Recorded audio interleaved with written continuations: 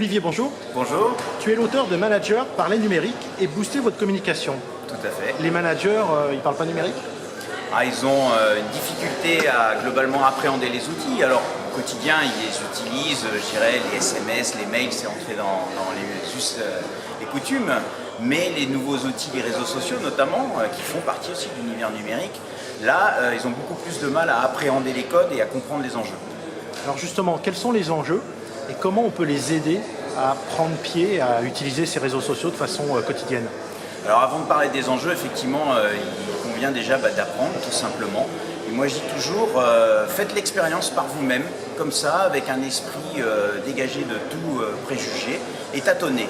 Ne serait-ce que pour prendre la température et commencer un petit peu à apprivoiser cet environnement qui au début peut avoir l'air complètement touffu, même effrayant par moments. Et puis après, une fois qu'ils ont débroussaillé, on va dire, c'est de commencer à poser effectivement les premiers enjeux. Alors ça dépend, ça peut être de la com interne, de la com externe, de la com d'influence, de la com de crise. Là après, les problématiques sont multiples. Mais déjà, quand ils ont eu une première expérience par eux-mêmes, ils ont une sensibilité un peu plus accrue, un éveil un peu plus prononcé au numérique. Alors justement, il y a une notion que tu viens de dire qu'il faut tâtonner.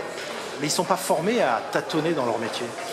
Ça, c'est l'esprit effectivement cartésien, très français, où quand on apprend, je dirais presque de manière très mathématique, très rationnelle, avec des process, c'est très carré.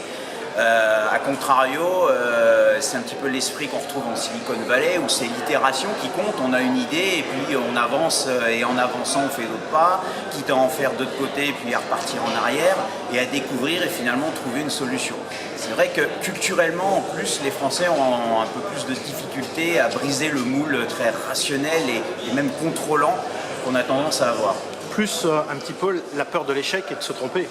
Oui, la peur de l'échec, la peur de se tromper, c'est lié effectivement. Et puis c'est vrai que les médias ont tendance en plus à focaliser sur les bad buzz, sur la petite phrase malheureuse qui est lâchée sur Twitter et qui crée une pagaille pas possible. Donc ça n'incite pas forcément à aller spontanément sur les réseaux sociaux. Quels sont les 3 conseils que tu pourrais donner, que tu sortirais de ce livre, si on devait en prendre que 3 principaux? Tout d'abord, faire l'expérience et cesser maintenant de se donner des mauvaises excuses pour ne plus y aller. Comme quoi, j'ai pas le temps, c'est chronophage, on a déjà trop d'informations. Le train est en marche maintenant. Donc de toute manière, la digitalisation de la communication est une chose qui est ancrée. Les usages, en plus, on le voit, se sont complètement démocratisés avec les tablettes, les smartphones, et c'est loin d'être fini. Donc ne pas refuser et faire l'expérience. Ça, c'est la première chose. Et puis la deuxième chose, mettre le digital au cœur des enjeux de communication. Parce que maintenant, et de plus en plus, la communication part du digital, quitte à s'étendre après vers les relais traditionnels, la presse, l'offline, l'affichage, etc. Et la troisième chose, c'est de garder toujours l'esprit en éveil, la curiosité, parce que c'est un univers qui évolue vite, où les acteurs eux-mêmes évoluent vite. Celui qui était influenceur hier ne l'est peut-être plus le lendemain, donc c'est garder une veille constante. Et puis ça a un aspect positif, c'est qu'on perd des bonnes idées, on peut innover soi-même, on peut voir ce que font les concurrents. Et tout ça, ça aide à bien mener son business et avoir une communication efficace. Merci beaucoup Olivier. Merci.